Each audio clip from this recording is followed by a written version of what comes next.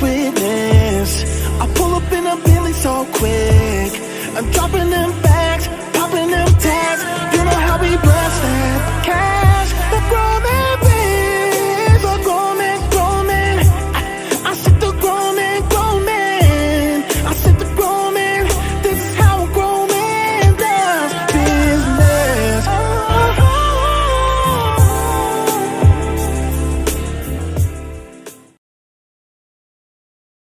Review on Yale Radiocast. I am your host, Dylan Yale, in the building. I would like to say and welcome my usual co-hosts, which would be a Mr. Marc L and a Mr. T.R. Tyrone Roberts, but Marc L is not here today. Why? Because he's on another vacation. Mr. Us as black men, we don't get these chances to go on vacations much. You know, we always working and we don't get the time and the chance to do these vacation things. Yet here we are. He's on another vacation. So, with that said, I also want to shout out the fact that my other brother, our other partner, Mr. Tyrone Roberts, is not here as well. Okay, let's just point that out as well. Mr. I'm retired and have all the time in the world, but he has no time to come and join the Mail Review, which he's a business partner of as well, alongside of our other co-host, Mr. Trevor David, who is out preparing to be a father, and just having his fatherly duties along with his acting duties. So with that said, I had to put out a little bit of a bat signal. Because as the League of Extraordinary Gentlemen, we congregate with like-minded men, and we call in for the brothers to kind of help us out in these moments of need. Because I don't want the Mail Review to only turn into the Yale Review. You know what I'm talking about? So you know what I'm saying? So I called in help from my BudiRoe over here. What's happening, BudiRoe? Man, what's good, man? I'm glad to be here, man. When you need somebody to fill in, call your boy, man. I'm going to be right here, man. I ain't going to be on vacation. I'm here with you, man. So yeah, so for those who are unaware, man, went to an event. Shout out to my brother Keith Lewis from I Am a Father First and the Youth Task Force. We went to this event, man, and this brother right here to the right of me, he spoke so eloquently about some things that he felt we needed in this community, right? And I was like, okay, I got to have a conversation with this brother right here, right? So I walk up to him, and the first thing I say is, my guy, where are you from? And he says, I'm from Pensacola. There you go, right there. A Pensacola brother is in the building now. You know what I'm saying? PHS. Not only that, PHS is in the building. PHS in the building. Them Tigers in the building. Them Tigers is in the building, man. So tell them about yourself, BudiRoe, because we got another outstanding male in the building that we need to speak of, too. Well, I can't say that I'm average. I can't say that I'm different. I'm just me. Okay. Straight up and down like 6 o'clock. I stand for truth. I love enlightening people. I want everybody to know that, what you know is just a portion of what you're supposed to know. And I can understand what most people can't understand. And I can pass it on to my other brothers who have trouble understanding it at a higher degree of understanding. But I love all things black, the good, the bad, and the ugly. Okay. I feel like everybody is necessary. So I give everybody the benefit of the doubt to show me what type of person you is. And if you're willing to receive the truth, then I'm going to give it to you. You think people are ready to receive truth, though, bro? No, not everybody. Certain truths can only be understood by people who have a higher level of understanding. If somebody understands something on a 1, 2, 3 level, 9 times out of 10, they ain't gonna understand things on a X, Y, Z times parentheses level. Like I don't even understand why I see in parentheses. See, I got it right here on my arm. You know what I'm saying? So yeah, I try my best to enlighten, because I know a lot of us ain't good with mathematics. Yeah, that's me. And I was horrible in math in school. Yeah. Math horrible. English though. Yeah. English major. Okay. That's why I got the gift of speech where I can talk to anybody. It doesn't matter what kind of English you speak. You speak English, we gonna get it on. And you can speak Spanish, you can speak Patois, Geechee, it don't matter. Right. We gonna find common ground and talk. Me personally, I feel like that's my purpose. Okay.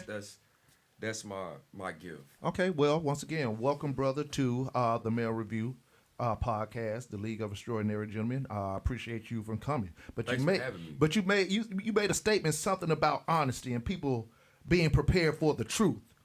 That's where we segue into our next guest here, Mr. MACEO Fletcher Sir MACEO Fletcher. Sir. Sir. I'm not from Europe. Okay. Sir, kind sir. Look here, man. This man has been giving it to me for being a gentleman and being respectful of people of such, levels, man. So you're not going to shame me into respect. Old folks, okay. Mr. Fletcher, sir, Mr. MACEO Fletcher, please introduce yourself to everybody, sir. Well, I'm a native of Chicago. Marc would love. I came to Chicago. I came to Atlanta back in '77 on a 2-week vacation to bring my cousin back home, and I stayed. I hooked up with Maynard Jackson and Julian Bond. Okay. And I was referred by my political organization out of Illinois, which was the Independent Voters of Illinois, because I had tried Democrats and Republicans, and neither one of them fit for me. So I helped start an independent organization, which they probably need right here in Georgia. Mm-hmm. But the thing about it is, I came down here and I hooked up with the powers that be, and I became Julian Bond's intern, and I met his son, Michael Julian Bond, who is now a city council person. Wow. He was 10 years old when I met him. Wow. And now I ain't tell you how old he is now, because that'll be tell you how old I am. But the thing about it is the fact that I got into a lot of different community events. I can't help it because my mama was a community mama up in Chicago. So back then, wasn't no such thing as babysitters and all that kind of stuff. You had to take your kids with you. So I attended all her meetings with her. So that means the stuff she learned, I learned. Right. Yeah, I was just a kid then. Yeah. That's all. We're gonna have to pin that part to the parental part of making sure that you're very well involved in your kid being alongside of you. So continue. Yeah, because I was a Cub Scout, Boy Scout, that sort of thing. I was raised in the projects in Chicago, 15 to 20 floors, 10 apartments on each floor, 40 buildings side by side, no grass nowhere, just concrete and asphalt. Gangs everywhere. You had to march 30 or 40 people to go to McDonald's and get a hamburger in order to come back living. Right. But that's just part of, growing up where I grew up, okay? And when I came down here, I had it inside me, so I hooked up with the powers that be, and I ended up doing a whole lot of different things, and which drove me to my plateau of today of being police oversight guy. Explain to those, we spoke on the words being kind of like impactful, police oversight. What does that entail? And break it down in detail. What is police oversight? Police oversight is a general name. Different, it's the national. It's international, okay? Because I got friends in different countries that do the same thing I do. Okay. Okay, and I'm nationally certified. So different organizations have different names. Some of them say Citizens Review Board. They have different names for the different oversight agencies, but they all are oversight agencies. You have to oversee the powers that be, so they don't impact you wrong. And when they do impact you wrong, they have to have accountability. Okay, everybody's accountable. Even the police is accountable. Okay? Are they? So I tell them, I say, you're supposed to be on the side of your car, say protect and serve. It don't say protect and kill.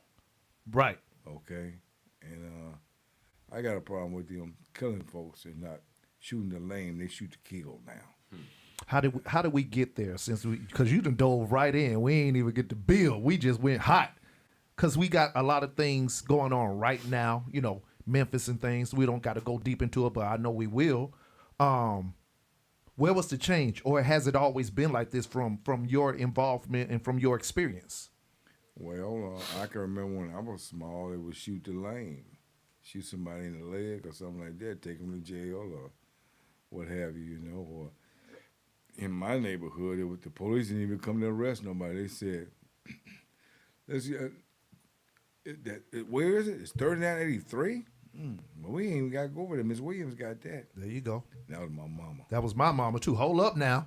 And Miss Williams would have it. Hold up now. Ain't no stuff about that. Miss Williams would have it, and she carried a pistol. Hold up. And she worked in the high schools, and she worked with the gangs. And my mama ain't your mama. But anyway.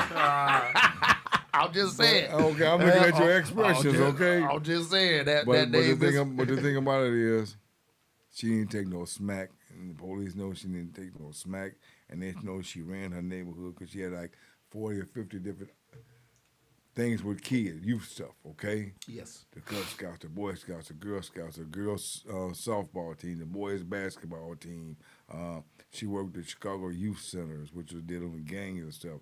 She was one of the first monitors in the school system when they first started hiring monitors to sit in the hallways to make sure the kids go in their classrooms. Right.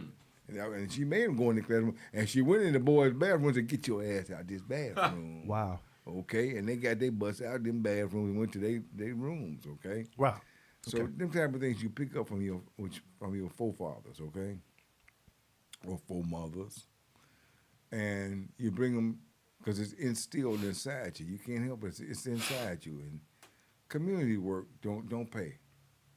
Okay, it don't pay. Okay. It's something inside your heart, inside your mind, and you try to make it better for the community, okay? So I was out in Clayton County for a long time, and I helped get the busing system back out in Clayton County, the model system, okay? With a sister out here by the name of Roberta Abdul Salam, which turned out to be the first person appointed to the model board of directors after they got it back into Clayton County because Elgin Bell got it taken away when he was chair, okay, of the commission. But in fact, she's going to be honored out here at Divine Faith. And I'm going to be out here tomorrow. All right. Tomorrow? Yeah, and because she said they honoring me, but everybody that helped me go a long way, I'm honoring them, telling them I had to stand up, and I want you there. There you go. So I'm supposed to be somewhere else, but I guess I got to be here. All right, but the bottom line is do the right thing for your country, for your people. Right. Don't try to change to be something that you ain't. Okay, I'm supposed to be in Birmingham right now. But I'm here because I'm doing this for my folks. And I appreciate it. And y'all need to understand what's going on, and y'all also got to understand what's out there for you, available for you, okay? What are we missing in this generation of people that your generation got easy? The torch. There you go. The torch. My generation of people got the torch from their mamas and daddies. We talking about back in the 40s and 50s. Okay, I was born in 52. And the bottom line is, we didn't hand down the stuff. A lot of us didn't hand down the stuff to your generation, okay? Which means you didn't have the information to hand down to your kids' generation to ride why they are the way they are now. Yes, sir. Okay? It's only when you've been through the movement the whole time and seen it grow from this point 1 to point 60-something. Bottom line is, you watched it grow and you was a part of the growth, okay? Mm-hmm. Whether with me, it was with Rainbow Push, NAACP, SCLC, because I've not been a part of all of it, okay? Still a part of all of it, okay? In fact, I've been, about 5 funerals in the last 3 weeks. Well, they get knocked off. We get knocked off, the old folks, the old heads, okay? Yeah. Because it's our time to die. But everybody ain't hand the torch down. Hey, with that being said, I think I can kind of shed some light on why the torch wasn't, passed the way it was passed during your generation. And during your times, it was a more, like I said, at Task Force, y'all are the, how you say it, y'all built the village.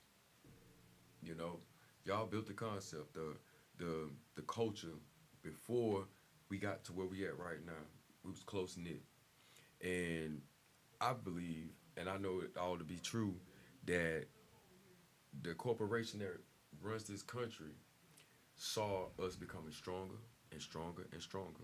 It was just like with Black Wall Street out in Oklahoma. Like, they saw us not doing the things that they felt like we should be doing. Like, Yes, Yeah, I know. And it comes back like how we spoke about earlier about the language, like going to certain places and saying certain words, and we don't fully understand what it is to really truly genuinely help one another, as far as like a community, like a village setting. I remember a time my grandma used to sit around and tell us stories about her brothers and her sisters, and how they had to share certain items in the house because that was a norm and expectation. And I understand. I really feel like around the 80s is when the torch stopped being passed on. It's like they infiltrated us, and they saw us in our greatest form. Even when we was down and kicked and beat, and even when we get killed and everything, we still walk with our heads held high, and we still help one another. And that's what they wanted to take away. And if you don't like a certain group of people or something like that, and we're gonna just keep it all the way 100. Let's keep it a buck. Man, this system, man, it's not designed, for people who genuinely care about one another to prosper as a unified group. It's like they turned us into individualites, independence. That's what they've done. That's what they've done, and that's how the torch wasn't passed. Because if you got one person running by himself with the torch, he can't pass it to nobody. I was on track and field, and when you running that 4x4, you got to be eye-hand coordination, fast, and you got to be committed to handing that baton to the next person. And it comes with training and practice too. And you just can't go out there and you can't just go out there and do it. My first time running track and field, and I passed that baton out. Boy, you think I fumbled that thing? You said you fumbled. Yeah. Man, I dropped it. I didn't know y'all was track and field. Man, Yeah. relays. I'm supposed to be in Birmingham doing 8 different conferences right now because I'm an official with USA Track and Field. For real, I was in track and field. That's man. what I do right now. That's my love. I play football, basketball, baseball, soccer, volleyball, but my favorite is baseball and track and field. To me, Naturalness. Yes, naturalness, man. That's a one-person sport, man. It builds character. You can't blame it on nobody because if you mess up, it was you that messed up. Because you ain't practiced. I love you ain't do something. I love it. I love that. I'm trying to tell you. So with that said, he's saying in reference to baton and passing, just like you said, passing the torch. And I do agree that there is a created structure, a created system, and everybody says that the system is broken. This has been my mindset. The system ain't been broken at all. The system is actually operating perfectly, just like they planned and how it was created structure-wise. And it is coming true to a point that we are at almost a breaking point where it can be no more torch because nobody even wants the torch. And that's what I see in this society. It's like, hey, let me show you something, ma'am, sir, whoever it may be. because I see how you're operating. Oh, get out my face with that. Oh, that's old way of thinking. Oh, you wrong. Well, I could do what I want to. You don't know what you're talking about. So it's like I'm saying this because of the upbringing that we all have from the said torch. Have you seen some struggles in that? And sir, and where do we go if the torch is not been passed and there is no more torch? What do we do? Certain people have brought up to me recently that young people want to start their own organizations because the older organizations just kaput right now. They're moot. And I'm saying, why not blend them together? I'm sitting up here with younger folks. I didn't understand the music I heard at the beginning of this segment because I come from the time of Motown, and the sound of Philadelphia, that sort of thing, okay? Those old groups, Melvin and Blue Notes and the Temptations and stuff like that. But I do know I'm still living, and I got to relate. And I know the police still killing, and they're relating to the forces that be that tell them what to do. But the bottom line is, they're not vetting the people well enough that they hire, especially folks that come from the war. Okay, whatever was on the map at the time, okay? And my time was Vietnam, okay? Now it's whatever the last war was, I guess Afghanistan or something like that. But the thing about it is you got to be able to take these things and put them together and sew them together, and knit them together so they all become one. And get it, and let them young folks know what happened back then because I was there. That's how I know that, because I was there. I didn't know. I just read, like you reading stuff. Well, I read this here. I got a perfect example. I read this here, Daddy, and it said, I don't care what it said. I got a grandbaby. But the GPS say go this way. But that ain't the point. Cut that off. Go straight and make a left at the third light, and then go 2 lights over and make a right. Because they don't have the direction. Right. Okay? Right. And they depending on this system that's giving them all these false directions to make them go out the way. You know GPSs are made for taxi cabs to make them make more money because they're not going and then especially with passengers that's not even from your local city that don't know the way anyway. And I'm following the GPS. Well, the GPS is wrong. You just spoke big facts right there. Okay. I'm gonna tell you. Sometimes. Come on with it. And you'll put I done put addresses into the GPS. Like I know where I'm going, but I'm not familiar from the point where I'm coming from. And I'll sit up there. And, they don't even show you alternate routes. They'll give you a directive that one makes you go all the way out the way, makes you burn more gas, and yeah, it might say this or that or whatever. But you're right. I second that. I really feel like it's some kind of plot or something with Google that with the GPS, because you think about it. If you can't I don't know if you remember MapQuest. Before GPS, it was MapQuest. I remember when they first invented MapQuest. You know what I'm saying?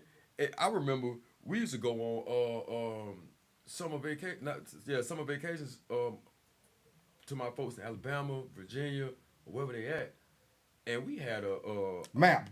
A map. Yeah. Like you unfold the map. Not even too long ago, really, to be honest with you. Every time I come into this state from someplace different, I stop by the welcome hall, the welcome center. Yeah. Get a map. And I get 2 maps. Yeah. One for me and one for either one of my grandbabies or one of my kids. Okay? Right. Because they don't understand maps. You know what's, and I was just going to say that. That's so sad. Like, I remember when we was in school, you had to learn every symbol, anything, measurements, metrics, all that. And this meant what? North. Up meaning north, right? They don't understand what that's going on with that. They really don't. It's sad. Yeah. So along your road and travels, you've worked with a lot of people. You know, Yes, sir. Real basically Bob. some very influential names. One of them was called Mama. But go ahead. Miss I'm Williams. sorry. Miss Williams, very influential. She got to be the GOAT. Got to be the GOAT. She got to be the GOAT. We gonna have to talk. She got to be the GOAT. Go ahead and let some people know, like, you know, because you were there for civil rights activism. Yeah, still is right now. You know, So the fights. right now. Do you feel they were for nothing? No, it was always for something. You know, I wouldn't say for nothing. It was definitely for something. But you know, because I hear like voting rights. You know, it was a lot of fights for our rights to vote. And this is hearing this from my mother, Mrs. Williams. Come on. People fought and died for this. I get it now, right? I remember back in the '60s, and they was on the tube. It wasn't no such thing as color TV. Okay, it's 2, 4, 6, 8. Who do we appreciate right now? But they were saying 2, 4, 6, 8. We don't want to integrate. There you go. That's what they were Do you saying. think that hurt? And I looked at my mama and I said, Mama, why they don't like us? And that was the day I got the talk. Okay, I was about 6, 7 years old. The talk ain't nothing that just happened just now. The talk has always been there, okay? But you got to know the difference between what has your favor and who's trying to get rid of you as a whole. Right. When I say the whole, I ain't talking about you, the person. I'm talking about as a whole, as your whole race and everything, okay? Facts, understood. You know, like I said, I'm supposed to be in Birmingham at a track meet right now. But I think they can't handle my mouth. I say I'm blunt. I'm a blunt guy. I got that from my mama, Miss Williams. And I don't hold no water. Okay, I'm straight up with mine. Okay. And everybody else got that. Shh, shh, shh. You can't say that. You can't say that. No, I can't say that. You can't say that. Okay. Because you scared of getting canceled. That's right. Just like, for instance, not too long ago, campaign for senator in Georgia. The major thing for the United States, right? Warnock versus who? Herschel. Whoever it was that. Whoever he was. It was Herschel. I know who it was. Man. Little Walker. But what I'm saying is, one night I get this phone call about 11:30 at night. I'm trying to figure out, call him in now. I don't recognize the phone number. I pick it up. It was an ex-city council person telling me that it came down the tube that the Republicans are going to have a rally outside at your building in the morning. Outside my building? Yeah, talking about evictions in Ebenezer. And so then, what, can you do anything with that, MACEO? I said, can I do anything? What you think? Hung up the phone. Another phone call came in. Brother Mace, I guess just got off a conference call and they talk about your building. And I can send some people over there and we can get some signs and stuff and send over there to you in the morning. Because they told me this press conference going to be about 9:30, 10 o'clock. I said, well, I guess I'll get on out there then. I woke up the next morning. I got up and went on outside my building and walked down to the next building, which is the tower. So I live in a low-lying place, but the next place is a tower. And Herschel Walker gonna run his bus up in there, talking about evictions that in Ebenezer is doing folks wrong. Mm. Ebenezer ain't doing nothing. I mean, no, not Ebenezer. Warnock was doing. Well, Warnock just became the preacher not too long ago. To me, it might be a while for y'all, but to me, it's recent. Okay, right. But I've been through the whole system. Okay. Yeah. But the thing about it is, I walked out there because I ain't had nobody. It was just me. And I walked out there and I walked to the next building. I was going to cut through their parking lot. And this white guy swerved around in front of me and said, there he is. That's MACEO right there. There he is right there, y'all. Go to him. Had 2 white girls over there waiting for me with signs. All white folks ain't bad, y'all. You need I to know as well. understand that. Yeah. But you got to trust. know the difference. You got to know the difference. Okay? Who Got- for you and who against Yes. you. Okay? So I introduced myself. They said, we know you. And I showed them where to stand. It was like a grassy knoll, back there in Kennedy time. It was the grass that goes up, I said, you stand up here on this part that's going up, because when these folks start seeing your signs, they're going to start standing in front of you like they're going to try to block the view of the cameras to your signs. But if you stand over them, they can't block you because your sign's over their head. Fast, you elevated. Because you elevated, right?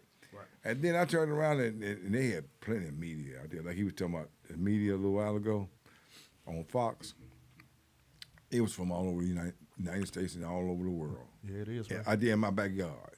Wow. Okay, and God dog, I took control of the media because I used to be with Jesse Jackson. I know how to take control of media, Right. and I told who I am, what I do, and I went around the whole thing to make sure I knew everybody, and I stood on the other side, the opposite side of where the 2 women were standing, and because I told the women, he wasn't but an old house nigga. I'm saying that to white folks. I mean, the truth is the truth, okay? Yeah, So it ain't who you talking about. The truth is the truth, okay? And so one of the little white guys, independent media guy, told me, could you repeat that? Could you repeat that? I said, did you say that to your granddaddy? How about your great granddaddy when he was raping my great grandmama? Did you say, could you repeat that? Could you repeat that? So I guess they got kind of upset with me, but who cares? So I went on the other side, and I was holding my side. Then this lady come down with her little video camera, trying to take videos of all the media. And she was talking, could you move back? Could you move back? I said, no, I was standing here before you came here. Could you move back? I live here. Do you live here? Oh, wow. And Nicole Killian, I don't know if it's CBS or ABC or wherever she's from. She's a national broadcaster, okay? Black girl. After the thing was over with, when he said his little speech, on the microphone when he finally got there, and every time they asked him a question, he'd say, answer given. Next question. Answer given. Next question. He wouldn't answer nothing. So he basically was circumventing it, going around. He wouldn't answer nothing, man. And so when Nicole Kelly asked, well, how about the woman that said that she had your babies and you owe her this money, you gave her this money, you got this check, and he, I don't know anything about that, but just answered. That's crazy, because he was campaigning about absent fathers. I know. That's like He was doing the Trump deal, man. That's all that was. Whose man's is this, man? Let me go ahead and cover this article that actually Here reached. we go. Yeah, you gonna show it, or what you gonna do? Yeah. Show it to the folks. Fox News, man. This I wasn't no ain't- local. This reached the big headline. This was in the big leagues, brother. Protester allegedly, they use that word careful these days, attacks Herschel Walker with attacks with racial slur, right? Crashes press conference on Warnock evictions. So that tells you what. It turned from the Herschel Walker press conference to the MACEO press conference. Right. Atlanta Fox, first on Fox. A Dang. small group of protesters real. disrupted a press conference being held by Republican Georgia Senate candidate Herschel Walker on Tuesday. One allegedly referred to him as a house nigga. Number of witnesses say at this event they heard the racial slur, including a media photographer, a number of Walker campaign staff members by multiple bystanders. This is all a stunt. He's nothing but a house nigga, the protester, who identified himself as MACEO Fletcher, yelled at Walker following the press conference, according to a photographer covering the event for Zuma Press who wished to remain anonymous. Multiple Walker campaign staffers confronted Fletcher as he was speaking with reporters on camera following the incident, asking him to, as you said, repeat the slur he called the candidate. But because I was bigger than that, I didn't say anything. Right. Fletcher ignored them, as did many media members speaking with Fletcher, including CNN and CBS. Neither outlet asked about the slur, despite multiple witnesses who said they heard Fletcher. One Walker campaign staffer told Fox News Digital that he heard Fletcher say, "He's a joke, he tap dances, he's a house nigga." Fox pressed Fletcher on what name he allegedly called Walker, but he repeatedly refused to respond to questions. That man is a veteran. He a player. All right, man. I told him, I said, go inside the tower and go in the office and ask him how many people got served eviction notices and how many people they went inside, the media people went inside the building. Yeah. Well, nobody do no damn evictions, man. Please, give everybody a break. Try to get something for nothing, okay? But he didn't know I was there to stop that crap. And when it was over with, the same little white boy who dropped the white girls off, he was waiting in the parking lot because he couldn't be seen, okay? And I walked the white girls over to the car and said, "Y'all, thank you very much and have a good day." I don't even remember their names, okay? All I know is they were supporters for the cause. Look here, brother Tyrone Roberts. Man, this man is the black version of Forrest Gump for the black movement. Love it, sir. You need your own movie and show. Salute. That way. So what I do is I do oversight for police. I have different things made up. My business cards, which one of y'all got one. Yes. I didn't get one at the. I gave you one, didn't I? you Take that one now. Yeah. All right. It's a front and back. It's a front and back situation. I teach youth how to interact with police because we as a race don't teach our kids how to interact with police. And when the police pull us over and our kids get irate and they get shot or go to jail or what they got, it's because we didn't teach them. Thanks. Okay. So I teach people how to act with police when you get stopped. On the back of all my business cards. Look at here. I made, for the libraries, bookmarks. Same thing that's on the back is on here, plus a few more added details. Right. Okay. A little bit pictorials and stuff, okay? Right.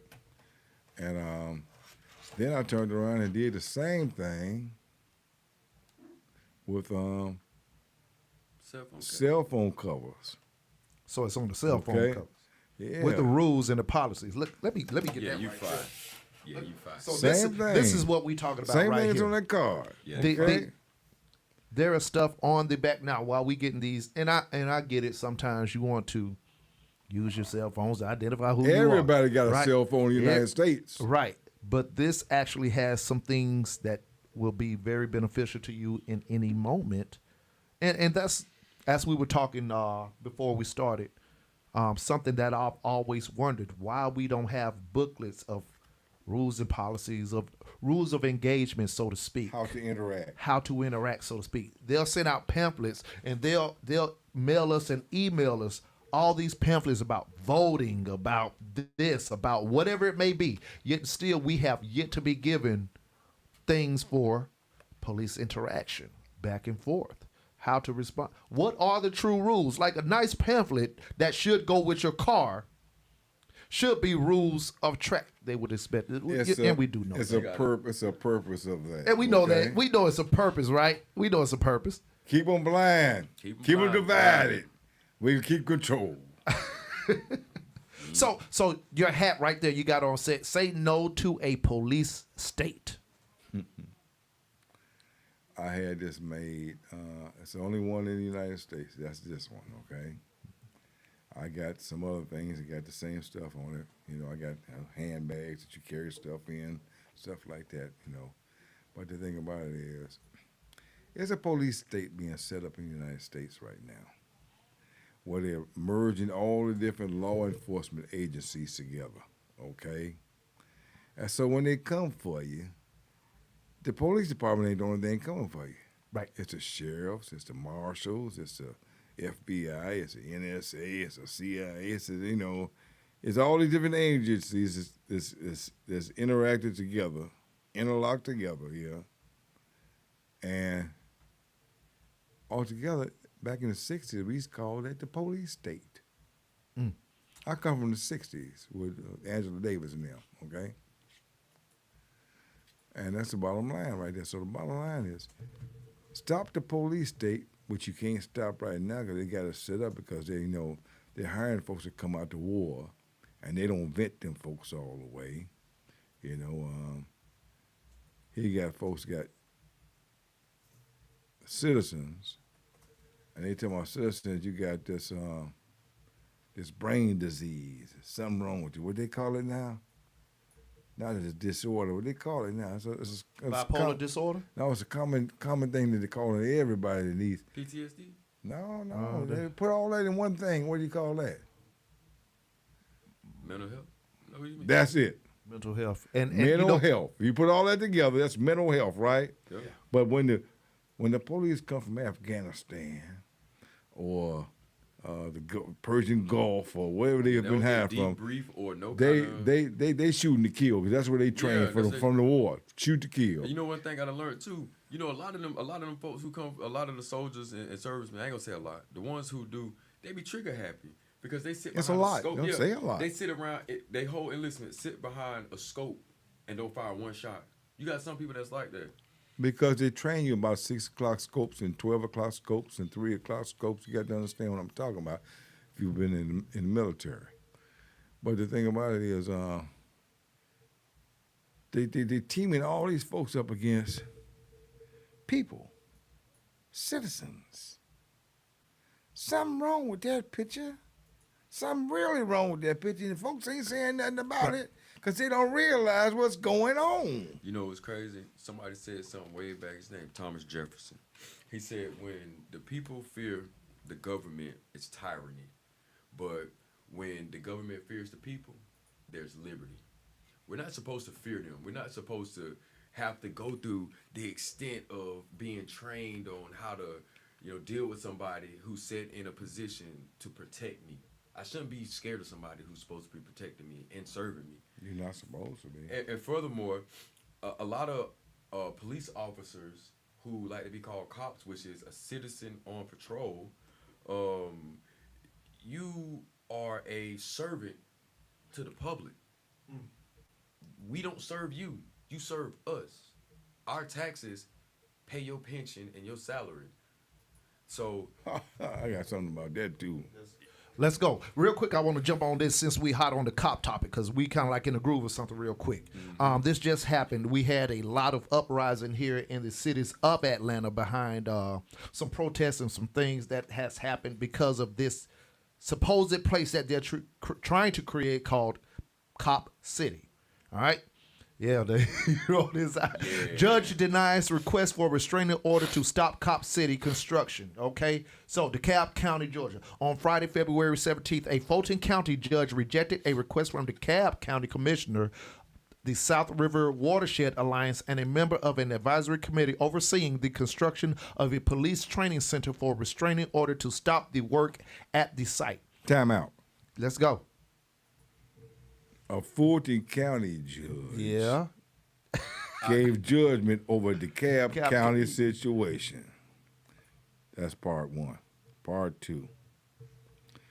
The city of Atlanta police department and fire department putting this stuff in another county. Why did they put it in Fulton County? Police state. I mean, because that's their agencies.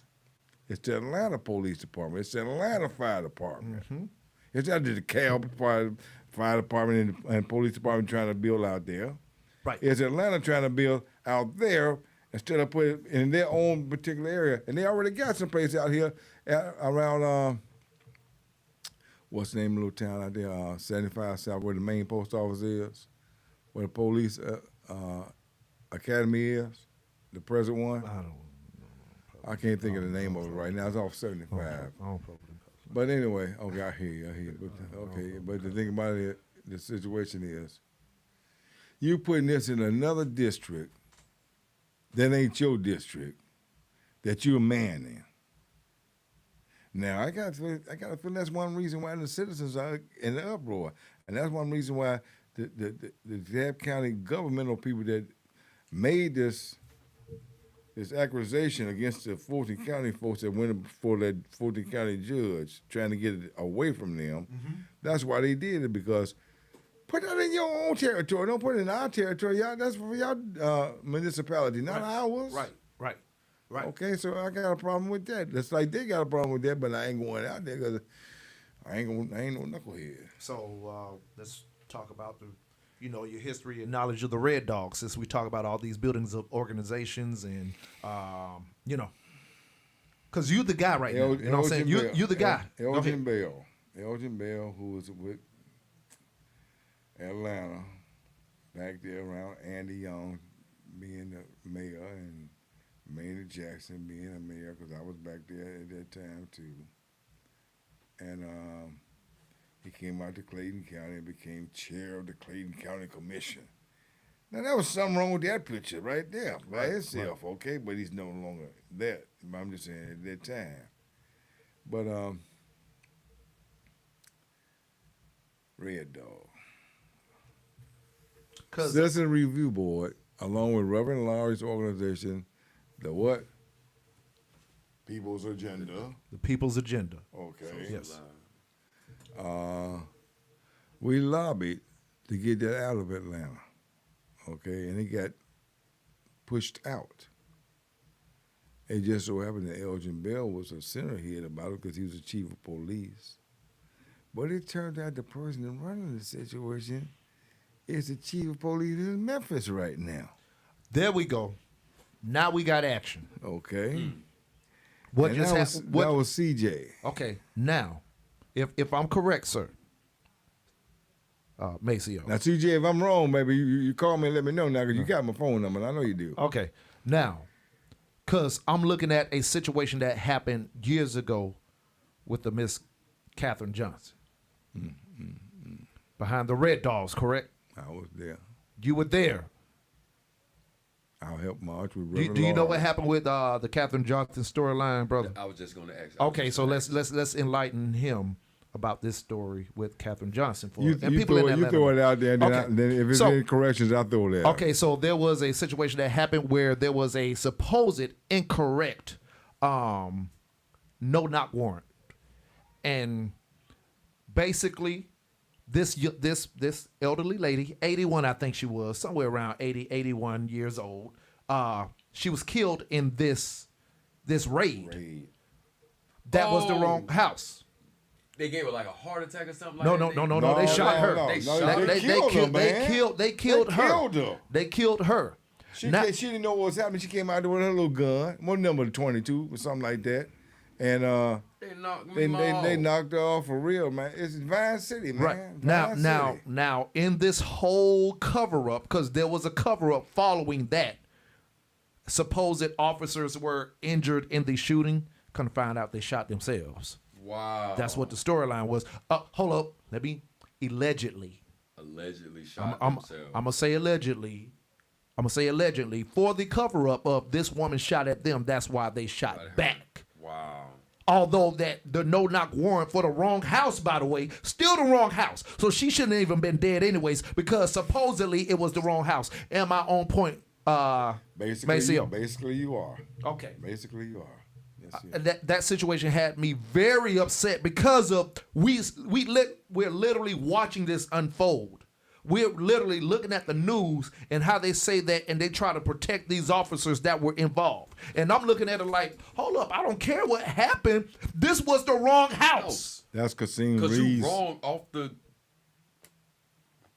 Wow, I can't believe that. They went to the wrong place, The man. wrong place and shot this With a 81-year-old no-knock lady. warrant. And at the end, we got rid of no-knock warrants. I was just going to say that. Now, in DeKalb County, there was a no-knock warrant was done, and they killed it with a flashbang and a little baby called Baby Boo Boo. Oh, you talking about the little thing that they throw in there when they kick the door and it, bah, and it's just like a concussion getting Yeah, it's called flash. Disorientation and stuff. Yeah. And this baby was in the crib. Wow. This was up in Habersham County, okay? And I know because the band of us went up there, baby bro. And they threw the thing in the door. They were looking for a little dope boy. that wasn't even there at the house. You know, That was his parent house, okay? dang. And they threw it in there, and the thing went in the baby's crib where the baby was. Wow. And bam! Nothing done. Okay, that's baby boo-boo. Wow. All right? And that was handled by attorney Maui Davis. Nothing done. You know From what's out of crazy? the cab. That's you got to deal with attorneys that's got your favor in hard too, that ain't scared of the police, and that's one of them. Go ahead, brother. The one thing that get me right, you know, they started a war on drugs. So they treat any drug situation like the drug dealer is a terrorist or something. Like I can see a flashbang for somebody who got a gang organization going. They known for having guns and stuff and being very violent. I can see a no-knock warrant with a flashbang. But somebody who's selling cocaine or weed or whatever or what have you, 9 times out of 10, man. I don't care what you're selling. But you you talking in today's times. You ain't talking about yesterday times. Yeah, okay? like today's times ain't yesterday's times. If they are scoping out these locations like they say they are, they already know the environment, right? Yep. Let's just be real. Yep. They scope out these. They Yep. know if it's guns. They know if they just chilling. They know if it's. But at the end of the day, your duty is supposed to be to bring these people in, right? To justice. For their day in court. So you were saying that Oh, you talking about a joke, okay? But go ahead. I'm talking He about. just told a joke, okay? I'm talking about supposed to be. Oh, versus- keywords. Yeah, Okay. supposed to be versus actualities. Innocent. So we're talking about like the Catherine Johnson. And now you're saying that commissioner is now over a situation in Memphis. Let's talk about Tyree Nichols. So you're saying that there's a connecting dot to these people involved? Well, the bottom line is, even though Elgin Bell was a center head in the Atlanta Police Department and over the police department, and everybody said he was the main red dog. He wasn't the main red dog, because from what I hear, C.J. Davis, who was over here, I worked on many committees with C.J. Right. In the city of Atlanta, okay? Okay. Side by side, just like she was closer to me and his brother here is now, okay? Elbow to elbow. But yet still, she ran the Red Dogs, from what I understand. She did, okay? And then when she got, everybody went different ways. When Erica, the white police chief, Erica Shields, she went to Louisville after Breonna got killed. And then you got the girl that was out here, Erica. She was in Riverdale. She went to North Carolina and became chief of police up there.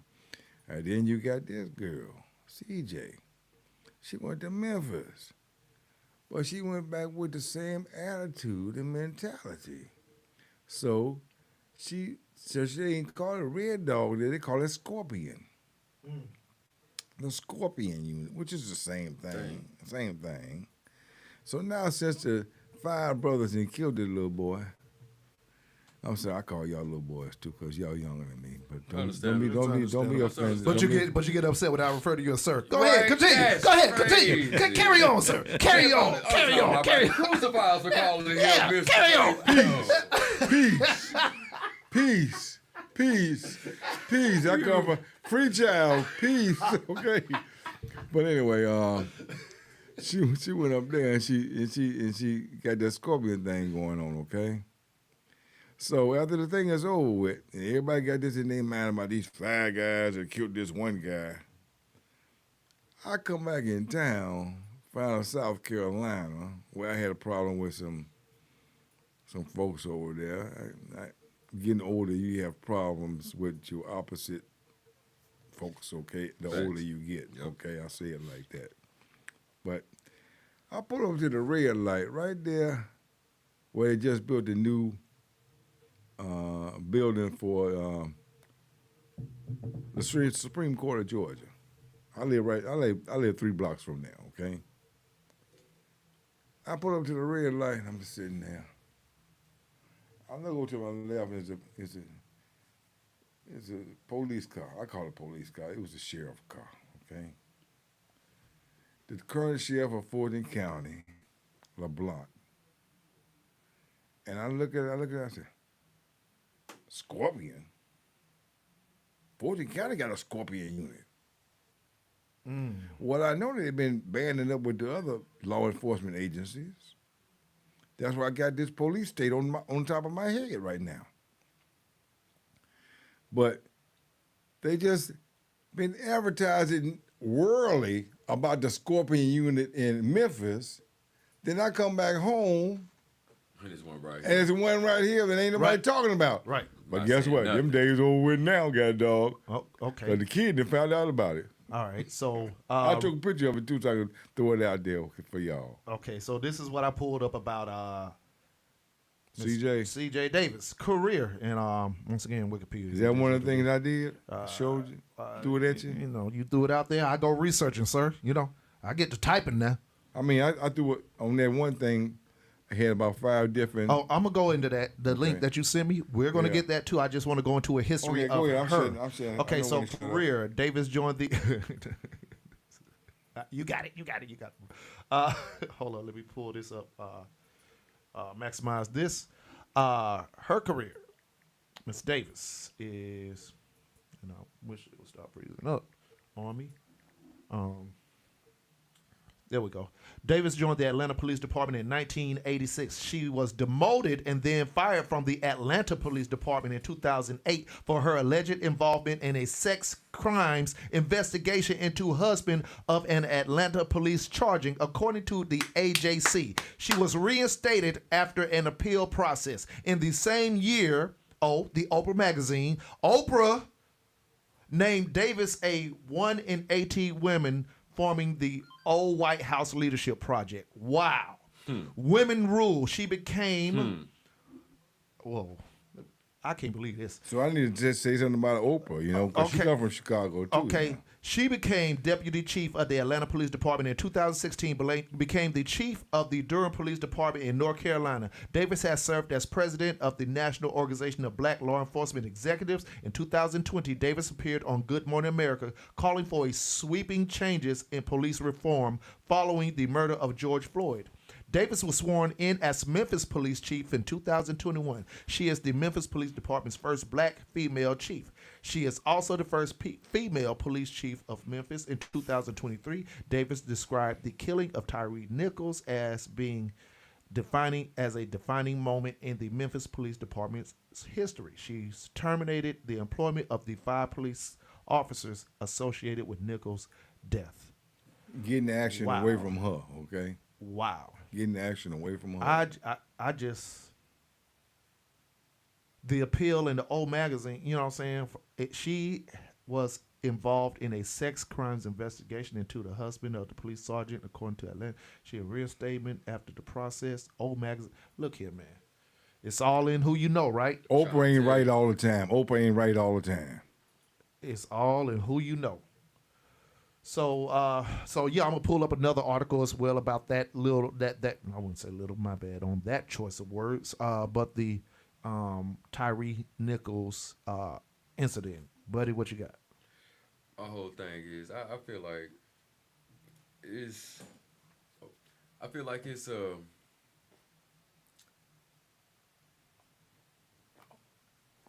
it was just He hurt.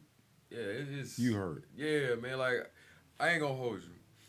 I done stopped looking at the videos and following because, man, like I said earlier, man, I love us. You know what I'm saying? So when I see one of us getting shot and killed and stuff like that, I feel like it's me. You know what I'm saying? Because at one time it was me, but it don't take all that.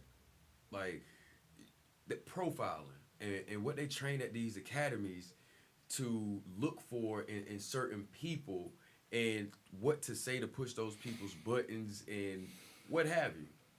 But to me, there's no excuse for that, man. Whether it be black, white, I don't care if you Hispanic, if you are an officer that upholds the law, man, there shouldn't be no how do you say it? Like they shouldn't get spared because y'all know the law better than anybody. I always say a lot of these people, a lot of these officers come from the same background that we come from as military veterans, right? Yeah. You know what I'm saying? So we were taught one thing. We were taught one thing, which is rules of engagement. Facts. And definitely we understand the moment, or we are taught, or we are trained about the moment. You know, that's why I call bullshit on a lot of things that happen when it's fear for your life. Get out of here, man. All right, out here, just man. stop right So- there. Fear for your life. Go ahead. DeKalb County, Anthony Hill, the naked veteran that got killed by the police. There you go. Yes. Now, why did he fear for his life? What did he go do for shoot him with his penis? Yeah. So there was a situation, 2016, 17, where a young man, he was suffering from Anthony Hill. Yes, Anthony Hill. And it was the mother that called the cops. It was the mother that called because he had a little mental thing going on. And he was naked. What was he gonna do? He was killed. Tyrone Roberts' brother. Wait, before you go there. Go ahead. Finishing with the Anthony Hill situation. The officer who got blamed for it, who actually did it, who went to court for it, in the courtroom when he got sentenced, convicted and sentenced, I made sure I was in that courtroom then. He got 20 years, 12 years to do. All right? And I walked right up to his face, eyeball to eyeball, and I said, so what you think about that, big boy? You know? Because I was with the mothers.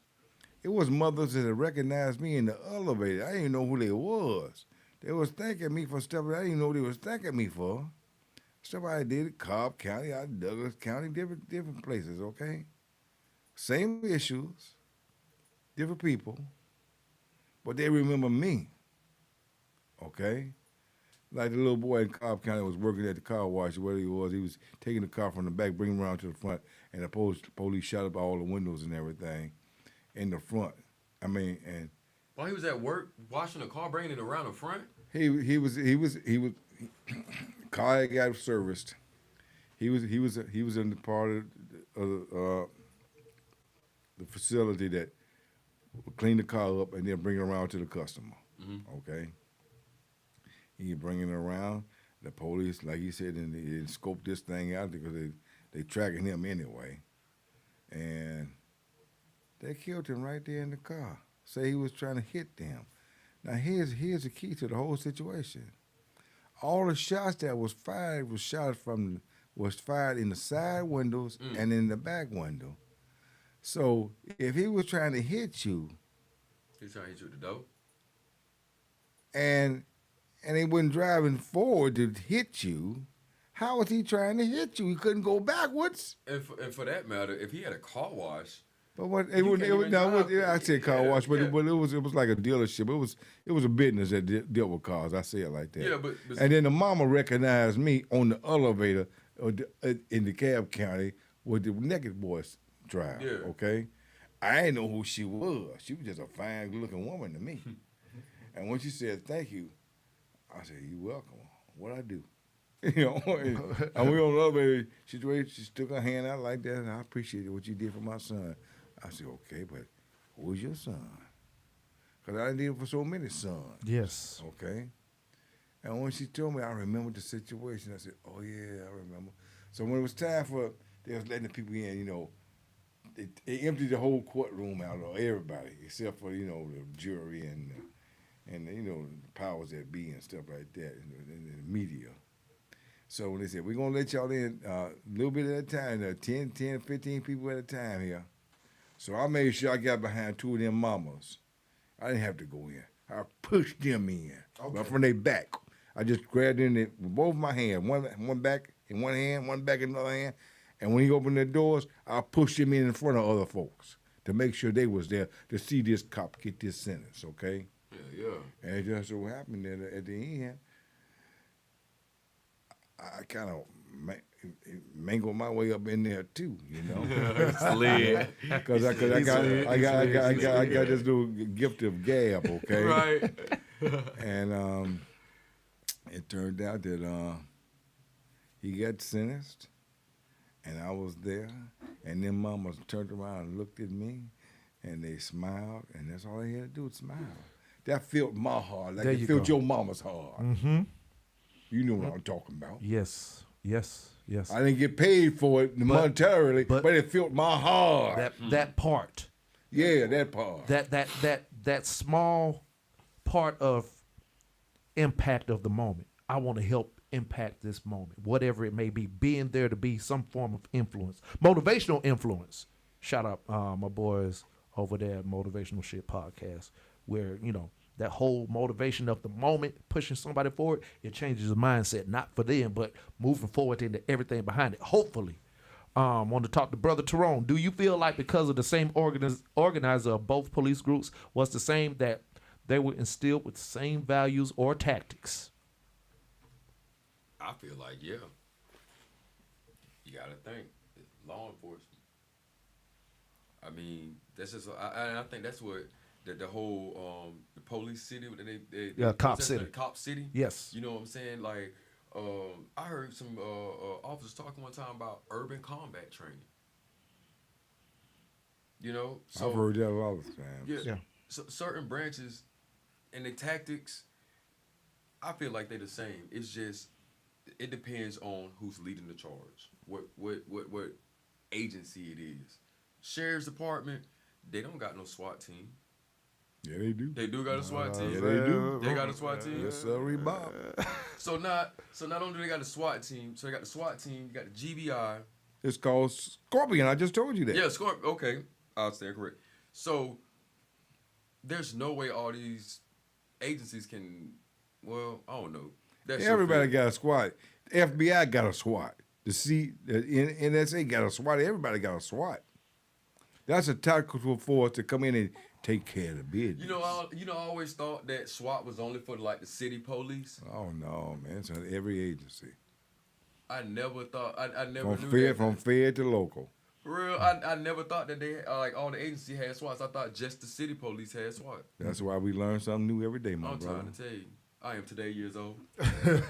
Today is. I am today years old. Do you think any person needs to be the police chief after being fired from their law enforcement job, even from another district? Yeah. Possibly. I got a problem with piggybacking. I got a problem with being hired after you done did wrong to people. Now the difference is, and I did this at the state capitol when I was at the state capitol. Piggybacking is when you do 20 years in this municipality, then you retire. And instead of just getting your retirement pay, you go to another municipality and work for some more, so you can get 2 retirement pays, okay? Wow. Especially if you started when you like Wow. 18 or 20. If you had started when you was 18 or 20 years old, that means by the time you about 40 years old, you retired. Wow. So I mean, you do 20 years someplace else, okay? So now 60 years old, you got 2 retirement checks coming in. That's real? That's real. But the state said we don't want to do piggybacking, okay? That's what it's called, piggybacking, okay? Now, since I brought the word retirement, which I'm in right now, retirement. 2 years ago, Georgia state legislation passed some laws that favors law enforcement. I say law enforcement, that covers everybody, okay? And if they write you a ticket now, part of that proceeds from that ticket goes to their retirement fund, which tells you what? That tells you that they're going to write more tickets, which means they're going to aim at the people who do the wrong the most. I ain't got to say no more. And if they don't get the ticket, they're going to get killed. Okay? See, take the ticket or die, nigga. Click the ticket or die. Okay? But anyway it goes, Damn. part of that ticket goes to their retirement fund. That's Now, something wrong with that picture. Man, the whole And the shit governors is are wrong. behind that crap. Wow. Tyrone Roberts, I'm going to the Atlanta Department of Transportation. That is crazy. Wow, man. Yeah, real. That's But real. I mean, once again, this is going back to an earlier statement of this system is working just fine. They passed about 4 or 5 laws 2 years ago that favors police. The system is working just fine. So when we talk about the system's broken, no, it is not. Well, I've been trying to get police oversight for the whole state of Georgia for the last. what's been What's this 2023 for the last 8 years? what's been the fight in that? What's been the yellow tape for it? Because the Gold Dome is basically Republicans. Yeah. Okay, and they pro police law enforcement. You know, they had you on camera. Sorry, actually, that's why. I don't drink, y'all. I just drink water. I was actually him to get me some water, okay, while you going out there. All right, but anyway, clear that up right quick. Everybody know I don't drink. That know me, okay. But we could take a little small break, man. Because we heavy into it and we got some other do it things. if you want to, but I can go. Well, 5-minute break. How about that? Break, do a 5-minute break. Bathroom break. I want to give a shout out to Light Worker Wayne. Hey, let's get it. Motivational Shit Podcast. We will go on a little quick breather. Everybody got to go to get some water, and I ain't gonna lie, my water is a shot. Release some waters. He did say, "Hey man, give me some water. I can't hold it. I'm getting on nothing." But we will go on a quick commercial break. You already know what this is. This is the Mail Review on Yale Entertainment. Shout out to RTV, my brother Tyrone Roberts out there. Shout out to everybody. Hey man, we need likes, we need subscribes, we need support, we need views. Share this link, man. We got a outstanding brother in the building, man, Mr. MACEO Fletcher. You don't get this information every day, especially with the climate, what it is right now, where we need to pass on this knowledge. We need to soak in this knowledge while it's here. Because these moments are becoming few and far apart. We're not getting this every day. We're getting bullshit on YouTube. We're getting bullshit on Twitch. We're talking about the wrong stuff today. Meanwhile, complaining about the shit that we need to talk about. Well, we need to talk more about community activism. And when it's here, nobody ready to talk about it. So we right here, right now, in this moment, we're going to go on a quick 5-minute break, man. You already know with the Mail Review, the motto, get the business. Marc is on another vacation that he says he never have. Holla at y'all. Hey, it's your girl, Kay Chantel, your favorite one from Women in the Mic. I have a question. Do you own your own business and need advertising? Do you provide a service and want to increase your clientele? Well, bring your advertising needs to Yale Radiocast.com. We are on Apple Podcasts, Pandora, and iHeartRadio. We offer graphic design, web design, and video services. So, not only can you grow your business with Yale Radiocast, you can also listen to the hottest independent artists. Go to YaleRadiocast.com and get with the gold standard.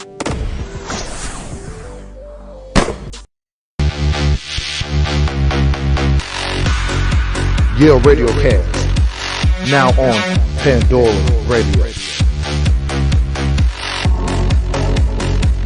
All right, man, we are back from a commercial break. We going in hot, man. These topics right now, what be going on behind the scenes and how we get down with these conversations, man.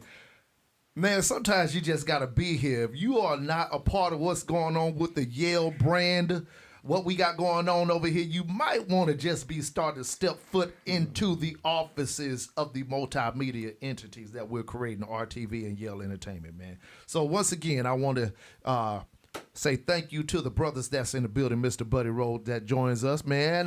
Pensacola is around here in the house. You already know. Scamby kind of PHS stand up. PHS stand up. Look, boy, hey, we can't stand up right now. We out here getting our ass beat, man. We can't even brag really right now. These days. At all. Right now, we ain't got too much to brag about talking about being Tigers, right? we just a vicious ass koala bear right now. A little cool, a little mountain lion. We ain't, you know what I mean? We are not looking good down there. Oh, man. And also, MACEO Fletcher is joining us as well. Police oversight, man. Just giving us the knowledge. Just telling us where he's coming from and his journeys as within community activism. Say no to a police state. and just providing insight, police insight, knowledgeable insight. Experience as somebody who's lived in this world way longer than many of us to say, hey, I've walked alongside this person. I've stood alongside this person. I've been part of creating this. What's been your greatest creation? Creation? Your greatest creation. Sure wasn't none of my children. I'll tell you that. Ah. And also, hold up. they And ain't he's a nobody- part of the FDK community. FDK Inc. Fuck them kids. What is that, FDK? Fuck What them, is it? fuck them kids. Fuck them kids. Fuck them kids. I ain't hip to that. Okay? Fuck them Y'all kids. teaching me stuff today. Fuck them okay? kids. Man, fuck them kids, man. Man, fuck them kids. Man, fuck them No, I say fuck them house niggas. kids. Fuck them house nigga and them house nigga kids. That's my children. So yeah, but your greatest creation, what would you think out of all the works of the things that you've did and been a part of in your mind? Yeah, come back to me on that one. I got to think about that one right there because I've been. I ask the hard hitting questions. I don't know. I guess it might be the IVI.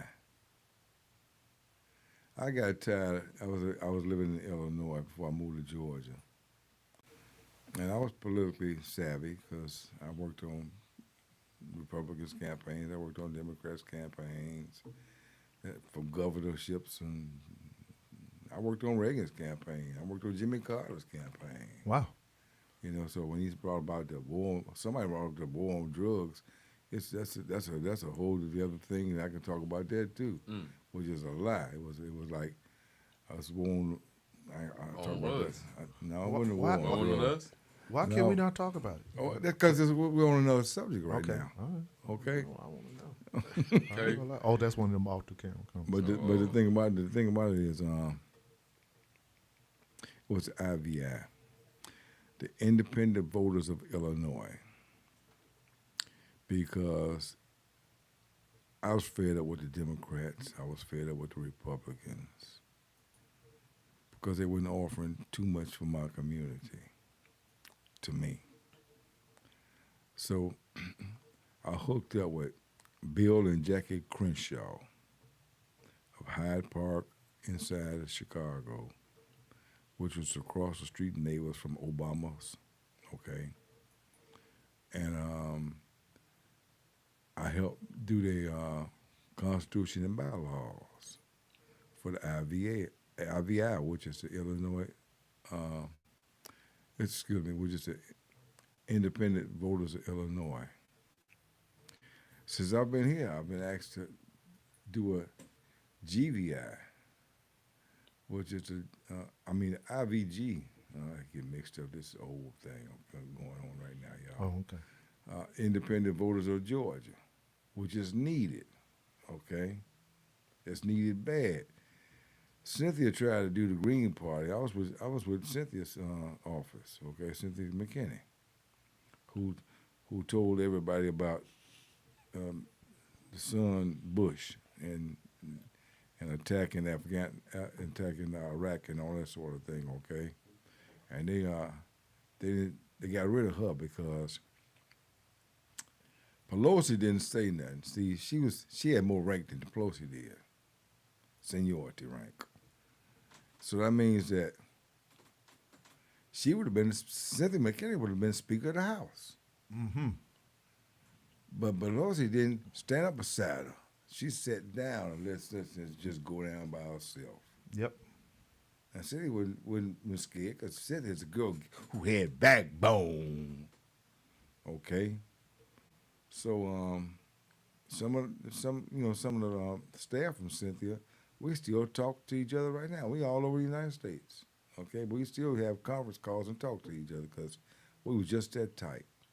Okay, but the IVI is still going on now, and they merged it, and it's called the IVI-IPO, Okay.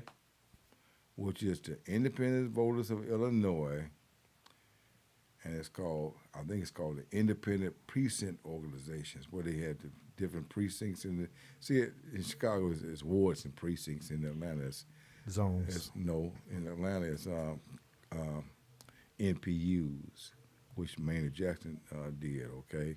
And if you know, his former wife, Bunny Jackson, just died also, okay? But neighborhood planning units, that's what NPU stands for.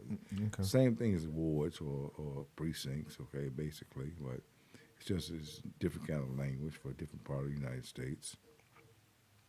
And they're still going on right now. In fact, Obama became a member of the IVI because him and Bobby Rush got into it. Because you know Bobby Rush was, like me, affiliated before he became a politician. And he told on everybody, which caused everybody to get killed in that room that night in December 1968 or 69 or whatever it was. Yeah. And he went on from there, Bobby Rush did, and became a congressman for all these years in the area in which that I grew up in Chicago, which I could probably go right now back and run for office if I felt like moving back to Chicago. You got my vote. I ain't No. even from there. But I probably have a lot. We're just going to change our name. I get up there and I'm going to vote. Yeah, right. I like the story. But I might get a bullet up there because, you know, they hold grudges till you dead up there because it's a gangster town, okay? I know. So, anyway, IVI is the most powerful thing I ever done because not only did it grow and then I moved here, it merged with another organization. It made it a big organization. Barack Obama came through the organization, which was after me, which if I had stayed in Chicago and not come down here, I wouldn't be sitting that ain't the fact that I wouldn't be sitting at this table I wouldn't be sitting with these issues. I probably wouldn't be police oversight because I probably wouldn't have the same mentality. Because where I come from, we ain't never had no problem with voting. Mm-hmm. Voting was a Southern thing, okay? But we unified with the Southern folks because they was being disenfranchised, okay? But yet and still, ever since I can remember, ever since I've been 18 years old, I've been able to vote, okay? Right. But that's different part of the United States, okay? I come from a very blue state that's doing all the abortions now because everybody else don't want to do abortions on the girls no more. But Illinois still said, y'all come over here, we do abortions. But I can't go back up there because too much snow for the kids. Question: What's your wholehearted, honest feelings about old Obama? In what way are you talking about? That's your guy. You love him. I love him for being the first black elected to that position. I love him for being in the same organization I come out of and knowing the same folks. In fact, when he was down here not too long ago to support Warnock at a rally over in DeKalb County, I went over there, took a former senator with me, and when he got through speaking and he went around to shake folks' hands, and it got to me because I was sitting over there with the VIP folks. You know, I got this little gift of gab. I wasn't supposed to be there, but you know. So The realest in the room. When he came by me and he shook my hand, I looked at him. I said, "IVI, Bill and Jackie Crenshaw." And he looked at me and he raised that one eyebrow that he raises up. Okay, that one there. And People's brow, baby. he grabbed me and he grabbed my fist tight. I said, "I'm MACEO, man." I say that because he was emailing me in 2006, 2007, before he declared that he was running for president, before he hooked up with Reverend Joseph Lowry, okay, who took him out like he was his child. And if you notice, when he got sworn in, who swore him in? Yeah. It was Reverend Joseph Joseph Lowry that held that Bible in D.C., okay? Yes. That's whose T-shirt I got on right now, Reverend Joseph Lowry, because he was like a daddy to me, because he was a dean of the Civil Rights Movement, Yes. okay?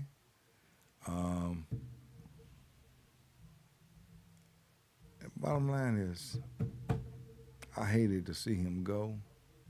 He started an organization for voter empowerment.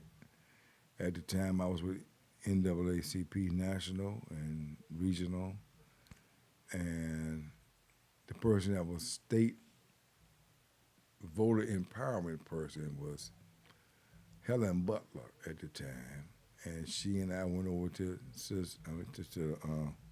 People's Agenda together, and she stayed while I ventured off and went into police oversight. Okay, but Helen's brother was Walter.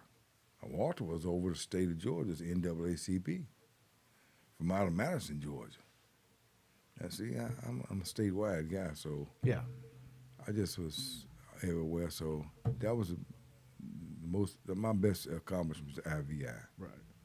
That's great. Well, congratulations, and I appreciate your work, man, because you've done way more than what I could have ever imagined to do.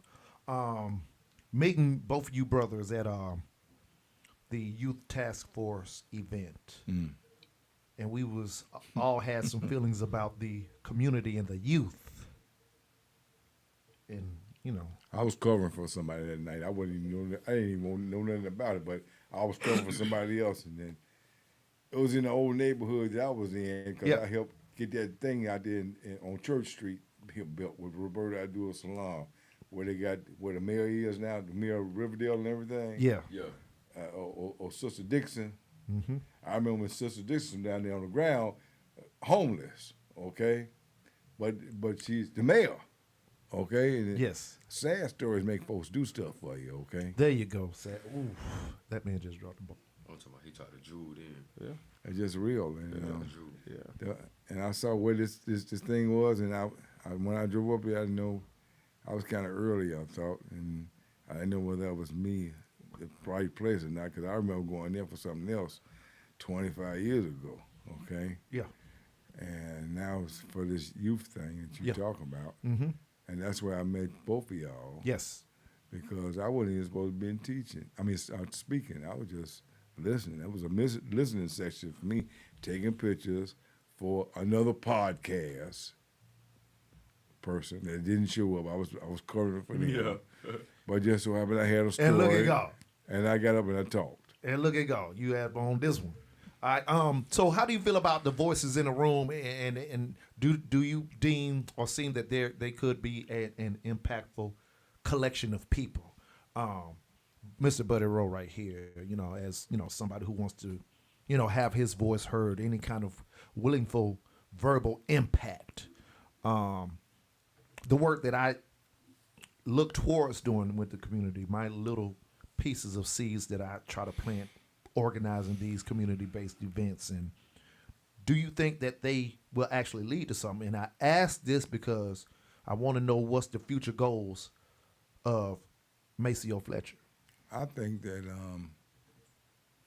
situations like this, when people unite, when people really understand each other, because they talk to each other, compared to just looking at each other from afar and assuming. My folks taught us when growing up to get an understanding, not an assumption. Because assumption leads to a liquidation of friendship. When you got to understand, when you walk away, you say, this is what I'm thinking, this is what we just talked about. Is that what you heard? Yeah, that's what I heard. Then that's an understanding. But when you leave and you got an assumption, 9 times out of 10, that thing ain't going to work out right. There you go. Okay, because everybody's assuming stuff. Okay, so right now I'm assuming that we're going to work together in harmony. Now it's up to us to get the understanding before we leave here. Okay. Okay, what we going to do with each other, okay? Because that has to be created. It can't just be like, yeah, we got something. We going what is the plan? Everybody plays a role, and I think that's the problem that we have as a community. Everybody wants to be the same person. The forefront, the face, or the person said, I changed it.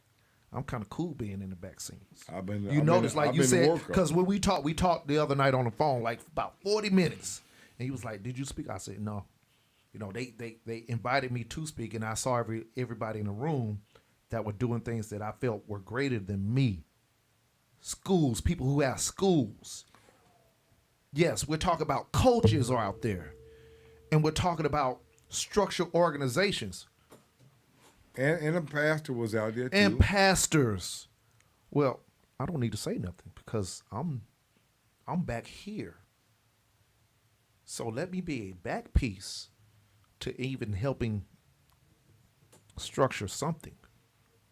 You know, everybody wants to be the planner. I got this and I got this and I'm doing this and I'm doing this. And Not we, you know, but I. but not we, but look here, man. What you got, bro? Man, I feel like we gotta be consistent. That's something I've been working on because my consistency is not what I want it to be.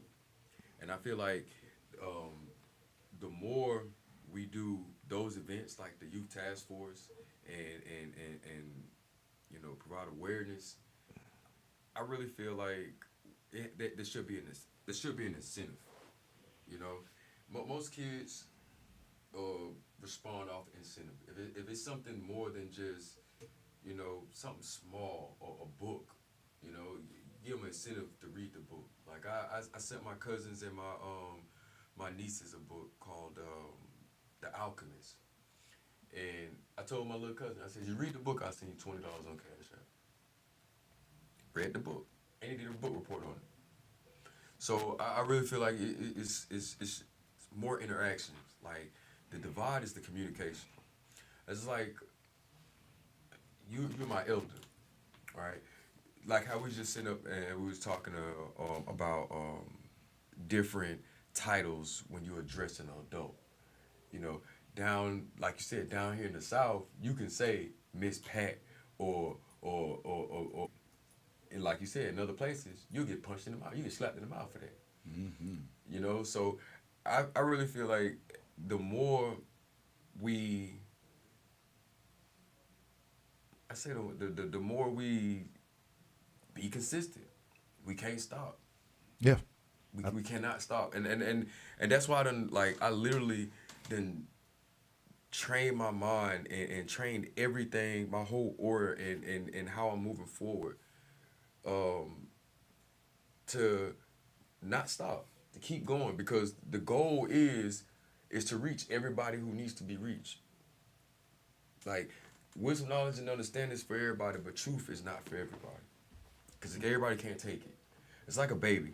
You can't give a baby a steak, a medium rare steak. Tell somebody. You know, you can't give a older person certain things because it might disrupt one of their systems that's already, you know. So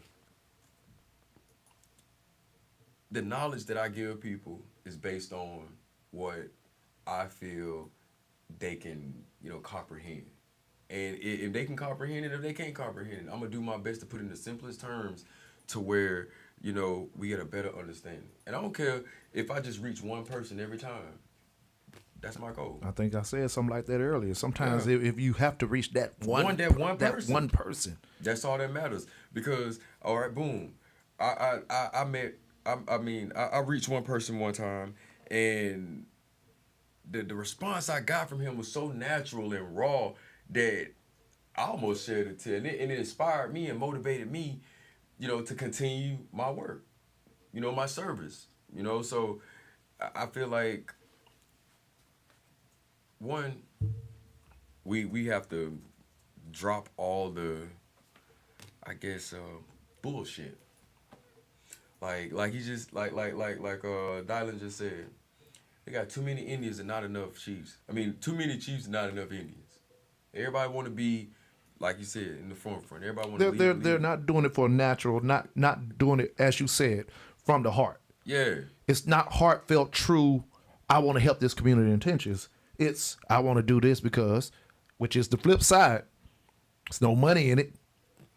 You have to really. So, but we do need money Facts. to make these things happen. Facts. So it needs to be a balance. Most definitely. Right? But, you know, MACEO. I'm just listening to y'all right now because my mind was back in October right then. I'm sorry. Dealing with the Faith and Blue weekend. Okay? And I think that's something that people need to be aware of. And I'm going back to my hat now. And Faith and Blue was put together by a brother by the name of Marc. Not your Markel. Oh, okay. is that why he ain't here? Is that why that motherfucker ain't here? You really got some motion going on. Oh, With man. this But this one, Underlay for the overplay. and this one was Markel Hutchins. And the fact that he was the preacher that went to the Katherine Johnston family to represent the family after the police raid went wrong. And then when they got paid, they didn't throw him down on duckies. He gonna sue the family. Wow. They didn't Okay, get the man. that he was representing. Okay, same thing that he's doing right now with the police department and with the law enforcement. Excuse me, and the pastoralships. He's trying to bring together the church with law enforcement. Church and government not supposed to mix at all. I understand what you're talking about. That's another key word again. It's called supposed. But that ain't got nothing to do with reality. Facts. Big facts. Okay. But Faith and Blue Weekend, if you do a search on your thing, you'll see what I'm talking about. It was October 7th through the 11th of last year. It was for every piece of law enforcement from feds all the way down to local, joining in with preachers to try to put a stranglehold on citizens. That's what it basically was, okay? So you have, just like he did Katherine Johnson's family, some kind of way he got this thing hooked up to where he can make some money, okay? And if you look at his website, Faith in Blue Weekend, you see all the different kind of programs and things he had set up, and you see it's got to be money there some kind of way, or it wouldn't be looking like it's looking, okay? That's because he's not true and it's not coming from his heart. It's a scheme. And folks need to understand that. And for y'all reverend boys that's out there, reverend girls, and I call y'all preacher boys and preacher girls. Okay. Yep. Y'all need to understand what's taking advantage of y'all, and y'all don't understand it because y'all think y'all doing the right thing. But when you dig down into it, what's it going to turn out on the flip side? And what's going to happen with the law enforcement on the flip side when they find out about this character? Which they will find out thanks for Mr. MACEO. But the thing about it is, you have to understand who has your favor and who doesn't, okay? There you go. Oh, man. I guess that's it. I messed up the That's all right. microphone or something. Yeah, man, we over here soaking in the knowledge, man. So we are coming towards the end of this show. Man, I know we can't talk all day. We could, but, people got stuff to do. I guess I want to lead into what's next for MACEO, what's next for you, BudiRoe, and then I'll, let everybody know what I have coming up here with the Lit Conference, man. Because you still got work to do, sir. That's what I heard. Yeah.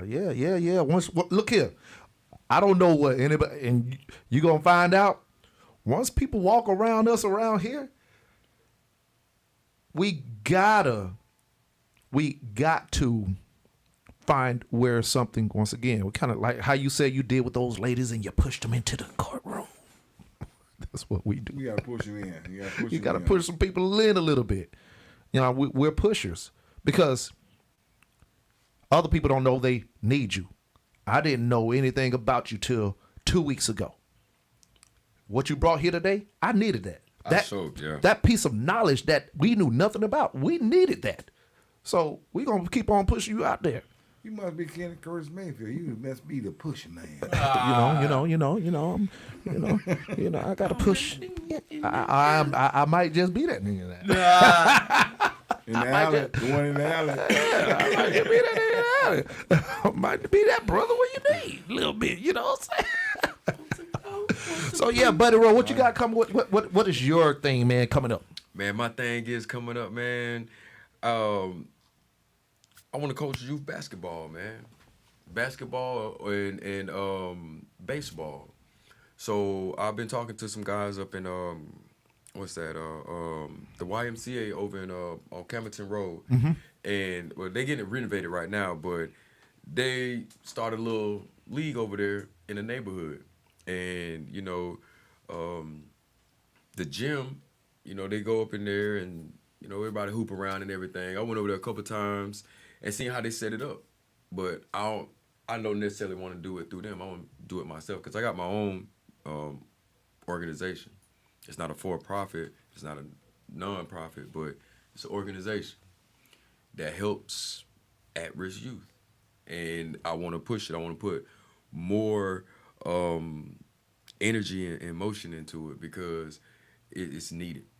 Like, I'm great with kids. I ain't met a kid yet that didn't like me unless he was just a badass little project baby. But that's me. Yeah, and even with them, they still like me. Because I know how to talk and get to them. You all right with me? I get talk with them too. So, but I want you to recognize one thing, brother, what you just said. You said the Y on Camerton Road. You got to say the whole name. You just can't say the YMCA. It's the Andy Young YMCA, ain't it? Okay. You know what? You got to recognize your folks. I never seen her name on the building. It ain't no her. I said Andy. Oh, I thought you said Annie. No, Andy is Andy Casey. Oh, that's money right there. No, I'm talking about Andy Young. Andrew Young. Oh, Andrew Young. You said Andy. Oh, Andrew Young. That's what they call him. I'm saying you. Hey, you don't realize we don't have the personal relationship with these people that he got. Andy. Let me call Andy. Because y'all tripping. Y'all don't know Andy. I can, but the phone down in the car. Look here, man. You'd be surprised what my phone book was like. No, at this point, no. Andy, man. Andy, that be like, Andy. Yeah, Andy. Like BudiRoe. Hey, BudiRoe over there. Andy used to be the mayor. Yeah, of Atlanta. We said Andrew Young did. We don't have those personal relationships you got. Andy, that was a disciple of Martin Luther King. Andy, who I saw the other day at the funeral for. Yeah, I know who Andrew Young is. I don't know him by Andy though. Yeah. It's like us saying sir, sir. Yeah, sir. It's like us saying sir. Well, I've been here so long. Atlanta say Andy. Atlanta. We're imports. Remember, we're Pensacola. I'm an alien. So. Yeah, but you've been here a while. You can actually claim. Chicago. I got kids and grandkids. Even your business model has Atlanta roots behind it. Brother, it's there. So when you talk about future stuff in the future, I intend to go on future media sites. Future media, anything that was passed when I come through, okay? Because all we had was email and a big old camera that you put on your shoulder like this here and did the VCRs, okay? Yeah. And everything else is on the telephone now. Everything's so simple. And I'm so jealous of y'all generation or the folks that I was with yesterday because they was younger than me. And I was looking at them, like, we didn't have no scooters and if we had, and that's the crazy thing. We say that too. Me and my brother TR says, man, if we had this knowledge 10 years ago, or if we had such and such XYZ amount of time ago, how further or how much more we could have done. I get it. Yeah. So my thing is to make sure that I get the word out of everything I've accomplished and trying to accomplish. If it ain't never body-worn cameras, if they're in Atlanta because a push through the Citizens Review Board of Atlanta. That's because a brother named White Bill, Black Bill. I had two bills I was working with. One was white, one was black. Bill Harrison, on the Citizens Review Board. Okay, we used to go to all the national conferences for police oversight, and we see everything. If it ain't nothing but mediation, because you got to have mediation. You got to have the police on one side, the citizens on one side, and the person in the middle. Right. Okay, which is the mediator. Okay, because the police going to say, I'm right all the time. Facts. The citizen's going to say, y'all doggos are out all the time. So what the person in the middle gonna say? Okay, the one is making balance. Okay, tasers. There's different tasers for different cities with different strengths on the tasers according to how populated the city is, the urban areas and sort of thing. Okay, you take. It was one guy I can remember seeing this in a video. Guy down in the gutter, and they just tasing him. They just constantly tasing him 20, 30 times, stuff like that, and they just laughing while they tasing him. Okay. Got the boy up there in Chicago laying on the ground, shot him 16 times. Bow, bow, bow, bow, bow, bow, bow, bow, bow. That's a policeman that got convicted, though. Okay, because that's a different atmosphere up there.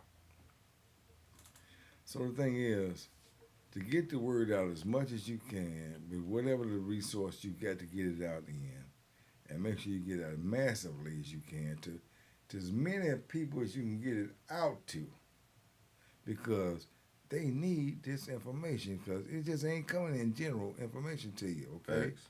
They don't want you to have it, Thanks. okay? I love it. Man, get the information out. So I say, man, that's what we're going to use you. I'm just going to be honest with you. Nigga using me, another one, okay? He gonna bite the dust, though, okay? You know, because I love being the part of passing along knowledge. Doing this since 2006, right? Somebody taught me all of this stuff that got me to this moment. You know, I just had to put it to work. I just had to push it. I just had to create it, develop it, heighten it. What else adds on? And I'm at a point where I give people small pieces of what I brought into here, you know, for them to orchestrate and create and to develop into whatever you want. Small as logo design, graphic design, web design, whatever the small little piece. And that's what, as you said, that torch. My torch, I ain't got a big flame torch. It's a little baby torch. A little bit. Little torch. But it's burning. It's burning a little bit. That's all that matters. It one of them big lighters. You got 3 flicks That's that you it. get to the corner store. In fact, I sent you one of my pictures, had a torch in the background there. It did, yes. You know who that was with me, standing up there with me? Re- That was Leroy Walker. He was the president of the USOC. This was back in 95. That was a 95 picture I sent you, okay, or a 96 one. But I had a tuxedo on, okay? Yeah, yes. But he was the president of the United States Olympic Committee, okay? And I was at a conference with him. I ain't gonna miss the opportunity to take the picture now. I know that's right. Yeah, I know that's right. I want to go ahead and highlight our next event that we got coming up, which is the LEG Conference. LEG, once again, for those unaware, for the first-time listeners, shout out to y'all. Thank you for giving us this opportunity to, entertain you. LEG, that we use short for the League of Extraordinary Gentlemen. My tagline is congregate with like-minded people, like-minded men. I do feel like a lot of things start with us as men, and because the expectations for us as men has never changed. The system has reconstructed things, but at the end, the baseline for a man is the baseline for a man. So the reason for this LEG conference is to highlight men that are doing the work in the community, that are doing great things, because I don't like the narrative that they're trying to create that this is a man, or this can be a man, or this man ain't doing, or this man should be doing and could do, but ain't, or this man doesn't want to do. I see it. So that's the purpose for this event coming up that's going to have over 20 organizations of male-owned businesses down in Cobb County. So I'm going to go ahead and run the advertisement because I want everybody to kind of like, I'm out here working too, y'all.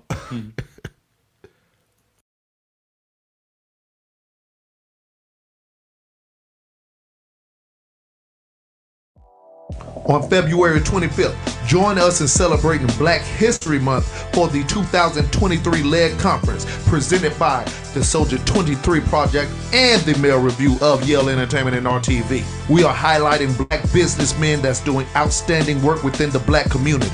Business owners, therapists, speakers, mentors, law enforcement, and city officials will all be in attendance. This event is free to the community. The address is 18 1861 Teasley Drive, Southeast Smyrna, Georgia. Businesses register online at YaleRadiocast.com. Contact us at YaleNT1@gmail.com. The Soldier 23 Project, Yale Entertainment. This is Black Men Creating Black History. That's what we got going on. That's my little part. We was talking about the work being done in Cobb County and being a part of the, doing some work with the NAACP out that way. And of course, my guy here knows people down that way. Bunch of them. So yeah, that's what's going on. The LED conference, which will be on the 25th. That's next Saturday, the 25th of February. Black History Month. This company, this show was created in February, because I always wanted to feel like, hey, this is my contribution to Black history, because I always wanted to do something around this month. So Yale Radiocast was created in February. This will be the official 11th year of Yale Radiocast up under Yale Entertainment, Yale Radiocast as a entity, as a business. So every week I try to deliver something worth branding. This week, you're a part of what I wanted to show as a part of Black history. And I appreciate you for coming in, and I appreciate the work that you've done thus far within the community for the idea of awakening us in this month of February. This knowledge that we don't have anymore. We used to see Black history commercials all through the day, all through the week. I don't see shit no more. So I appreciate what you've brought thus far. And like I said, I'm going to push you. I remember when Black history was just one day. Really? Mm-hmm. Really? I remember before it became Black history, that one day, it was no Black history. Wow. Recognition. I remember that too. Miss Willette Williams said, keep pushing with the hearts and great show. Thank you, Sister Willette. So that's what we got going on. Man, once again, knowledge. One day. So when did we become from a Black History Day to a Black History Month before we get out of here? Once again, dropping jewels. We went from a Black History Day to a Black History Week. From a Black History Week to a Black History Month. Is it impactful? I think so, because it gives us more time to spill out what's going on in our community and what's been going on in the past. Right. Or as Fannie Lou Hamer used to say, I'm sick and tired of being sick and tired. Okay. So with that said, February, Black History Month, we're coming to an end. Once again, the LED conference is on the 25th of February. I would love for everybody, because this is a free event. Any companies that want to register, you can register your business online. There is a registration fee, a small registration fee of $20. I want to say thank you to my brother Nemesis at the Soldier 23 Project for joining with me at this event, or in the creation of this event. To highlight the businesses, to highlight the brothers, to highlight what needs to be focused on, to highlight what is going on in the community. I want to give thanks to Safe Place Atlanta for providing the location. We've done some work with them in the past. A couple of years ago, I did the Toys for Tot event down there in a Safe Place, and she's very much welcomed me back. So Miss Helen, thank you, Miss Helen, for assisting me. What's her last name? Helen. I just know about Miss Helen because, Miss Helen. But, and we could talk because you probably know it too. We already get it. You know everybody, man. We already. I want to know about Safe Place because I want to know, because we used to have a safe house here in DeKalb, in Clayton County back in the day, back in the early 2000s. You're the plug. Okay, when I had the little force back out here, okay? Right, okay. And folks was getting busted, and we put them in a safe house for a little while, okay? Yeah, but this is a nonprofit location that assists businesses with holding events. This is school. They have a program that they teach kids, like after-school programs at this location, and other things as well. So come down there, enjoy the day. It's going to be from 11 a.m. to 4 p.m., You're going to see some great businesses. We're going to highlight some great people. Mr. Travis Barber, y'all have seen Trap on our show. We got Keith coming as well. You know, let me go ahead and pull up that location.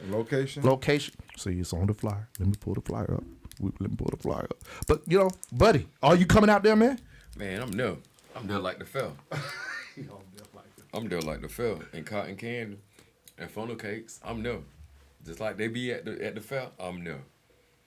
Every event that I can possibly make a change or make a difference or spread some knowledge, whether it be a sentence, a paragraph, or a whole book, I'm there. I'm locked in. I don't got energy for really anything else but this. Okay. Let's highlight some of the people there. Once again, Mr. I Am a Father First, Keith Lewis. He will be at the conference. Who else we got? Let me scroll down. Travis Trap Barber, he will be highlighted as well. We will be interviewing Trap Barber as well. And Sean Chin, which is Healing Haven of Atlanta, which is actually located right up the street from us. I got to holler at my boy Sean. Thank you for being one of the sponsored businesses, highlighted businesses as well. So the address is 1861 Teasley Drive, Southeast Smyrna, Georgia, 30080. Just join us. Once again, it's a free event. And thank you, everybody, for supporting what we got going on this for, man. I really appreciate it. Is that Smyrna or Marietta? What is Smyrna, that? Smyrna, Marietta. Powell Springs? What is that? Smyrna, you know what? Smyrna is Smyrna. That's what I do know. But you Smyrna. Smyrna is Smyrna. But you Smyrna. said Cobb County, so that just covers a lot of Yeah, it just territory. covers, yes. That's why I'm asking about the cities. Yeah, so cities in the there. city is Smyrna. Okay. Yes. What, you coming out, brother? I don't know. I got to look at my calendar. I know, because you're a businessman. This man, I I can't even go by my nickname, Mr. Everything no more. High this profile man, leader. This man, Mr. Not me. Everything. I'm just a guy trying to do something in the world to help somebody. That's all. I'll just try and do a little something out here, boy. The Little humbleness, razzle man. dazzle. Little Little razzle, razzle little dazzle. Once again, man, but I appreciate everybody for tuning in to the Mail Review. Shout out to the leg members, Marc L. Shout out to Brother TR on the stream. Shout out to everybody that has supported us. Once again, share our links. Share our streams. You could donate on the Cash App at Yale Radiocast, but not too much because they trying to damn tax us. They're trying to tax us on Cash App now, man. They trying to get us. I swear they sent me a W-2 in my email. Yeah, they sure did. They did. I was reading something last night. I was trying. They did. We can't even get money out here up under the. We can't even push the overlay for the underplay no more. They on our ass. Oh, Tom. I did a partnership with the IRS one time for a cosmetology community. When I made legislation to make them go back to school to renew their licenses every 2 years. Mm-hmm. It was the Cosmetology Tax Fairness Act of 2003. Damn, I remember that. And that was get them to pay their taxes the right way because beauticians don't want to pay their taxes the right way. Okay. Yeah. They pay it on the checks that they get. They don't pay it on the cash. Okay. They don't pay it on the tips. Okay, so the IRS said, guess what? You lying now. You better start doing that. And so they did that. And I partnered with them because it was the right thing to do. All right. More knowledge, man. So check us out next week. We will be streaming live from that event, Safe Place, the LEG conference from 11 a.m. to 1 p.m. Once again, I want to give a shout out to everybody. Thank you for tuning in. And we got some more. I just remember yeah. I can't be there because I got to be at another funeral, another civil rights leader, Robert R.L.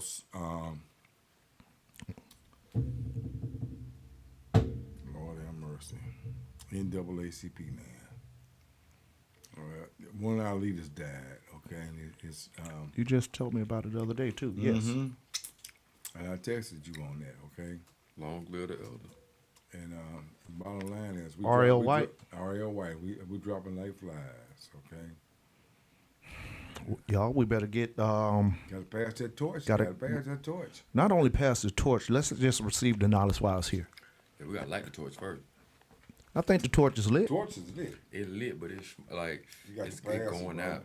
It going out. That's it's flickering. It's flipping. But you know, it takes a little bit of lighter fluid. So I'm just saying, let's just take this knowledge while it's here before us. Let's just appreciate the people that have done the work, and I think we do here today. If anything, we do here today. So once again, thank you, sir. Thank you, BudiRoe. Every part time, of the team. anytime. I'm going to shout out to Brother Terrell Sladen, which was our first black Assistant Secretary of State. Shout out to Shout sister. out, see. Man, so any more shout outs? Any more people to Oh, he dead now, so I mean, all my folks are just. I'll be back. you said Next year I might long not live. even be here. Okay, I want everybody to understand that I got chronic kidney disease, and I'm at stage 5. It's only 5 stages. Okay, and either I got to get a kidney replacement or a transplant, they call it, or dialysis. Okay. And I had a meeting with my kids and grandkids, and I told them that I ain't about all that, so I'm ready to die. I've been ready to die since I was 6 years old, coming from Chicago, y'all. But we still here. But the thing about it is,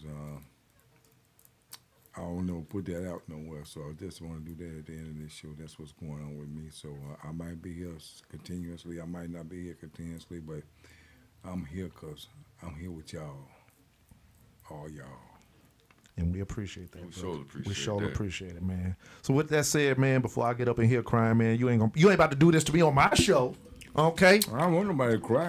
You're supposed to Okay, rejoice. okay, tear You're coming supposed down to my rejoice. eye. You're supposed to rejoice It's a in death. yeah, Okay? it is a rejoicing moment. You cry at birth. You right. You right. I cried when that one chick left. Because you know you're going to come in the world with all these police just killing That folks, one okay? chick, that one chick had me crying a little bit. That's I heard about that. It was on the billboard. Hell, one of them. There's a couple of them there. Okay, you know. I read about it. It was on the billboard. What's that? It was on the billboard. I read about it. What? That one? Yeah, when I was passing by the billboard, I read it. Yeah. That's what he said. Yeah, he's it.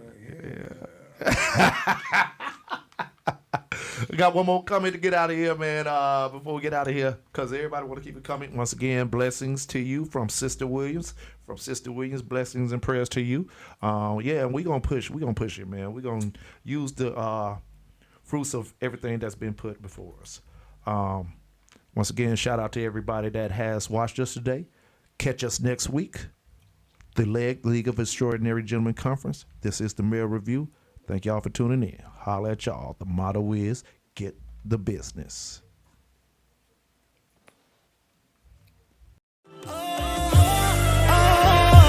This is grown man business. The collar swag don't hit a witness. I pull up in a Bentley so quick. I'm dropping them back.